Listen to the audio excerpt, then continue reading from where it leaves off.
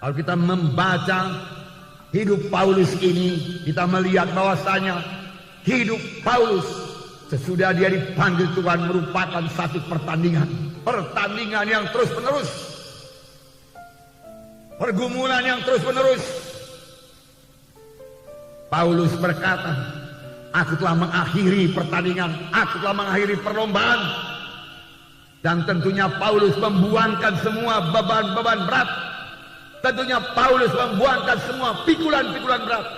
Tentunya Paulus membuangkan dosa-dosa yang bisa menjerat dia, sehingga dia bisa berlari dengan cepat dalam perlombaan yang diwajibkan bagi Paulus, juga diwajibkan bagi kita semua. Amin. Ya, firman Tuhan berkata, jikalau kita mau mengikut Yesus, kita harus menyangkal diri kita dan mengangkat salib setiap hari. Inilah perlombaan, mengalahkan kehendak daging, mengalahkan hawa nafsu, dan berjalan dalam Roh Kudus.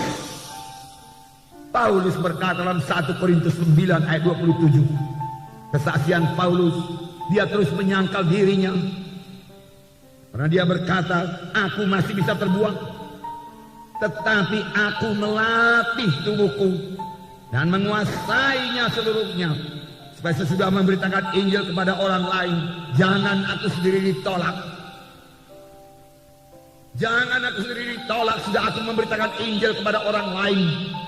Rupanya sesudah kita memberitakan Injil kepada orang lain, tetapi sesudah itu, hari-hari berikutnya, tahun-tahun berikutnya dari akhir hidup kita ini, kita pakai hidup dalam kehendak daging, maka Tuhan akan menolak kita. Paulus tidak mau hal itu terjadi kepadanya. Oleh sebab itu dia berkata, aku melatih tubuhku tunduk kepada Roh Kudus, dan aku menguasainya sepenuhnya. Kehendak dagingku tidak menguasai aku. Aku dan kuasa Roh Kudus menguasai kehendak dagingku, menguasai hawa nafsuku, menguasai kemarahanku, menguasai kemalasanku, jika aku boleh berlari dalam panggilan Tuhan dalam hidupku dan sampai kepada maksud Tuhan. Inilah hidup Paulus yang penuh penyangkalan diri, yang berhasil. Itulah dia hidup Paulus yang perlu kita teladani, supaya kita juga berhasil padaku. Bagaimana Paulus? Tidak ada yang mustahil, karena Roh Kudus yang ada pada Paulus adalah Roh Kudus yang ada pada kita sekarang ini. Amin, saudara. Mari kita teladani hidup Paulus ini. Mari kita teladani hidup Paulus. Amin. Haleluya. Mari kita membaca dalam Kisah Para Rasul 20 ayat 17 sampai 31. Inilah hidup Paulus, inilah hidup pelayanan Paulus.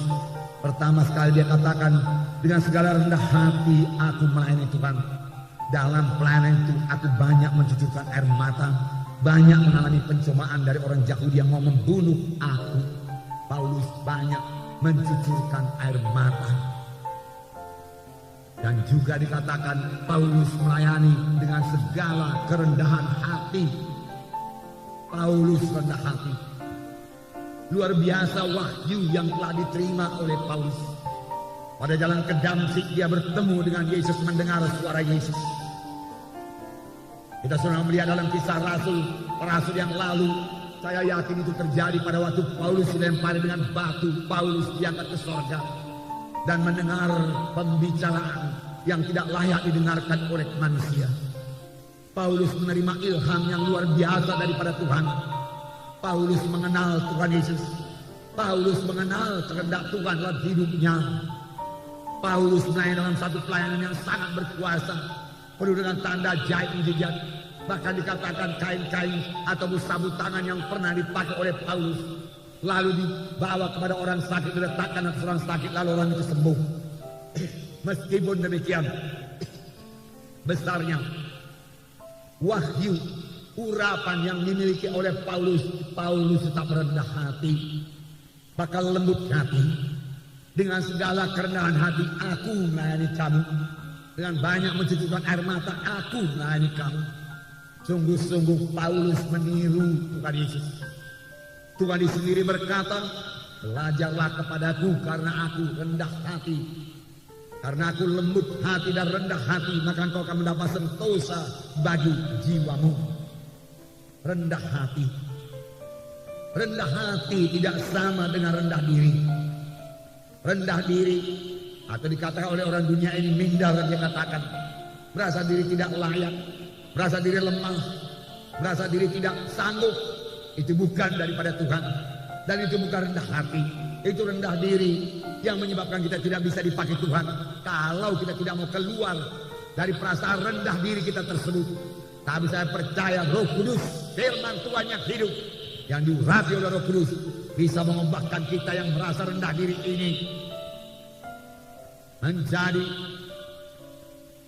orang yang bisa dipakai Tuhan, menjadi orang yang memiliki semangat yang menyala-nyala, menjadi orang yang memiliki visi yang baru, mengenal keadaannya yang baru dalam Tuhan, bahwasanya Tuhan telah memberikan pada satu hidup yang baru, hidup yang berkemenangan, hidup yang berhasil, bahwasanya dalam Tuhan dia akan menjadi orang yang berhasil. Amin.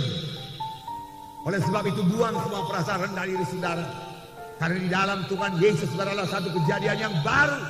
Perkara lama lenyap, termasuk perasaan rendah diri, perasaan tidak berharga, perasaan lemah-lemah, perasaan pelin-pelan, dibuangkan oleh Roh Kudus dan terima satu kejadian baru daripada Tuhan yang membuat saudara hidup berkemenangan dalam dunia ini dan boleh mengerjakan pekerjaan Tuhan. Amin. Puji Tuhan. Roh Kudus mau mengubahkan kita, saudaraku.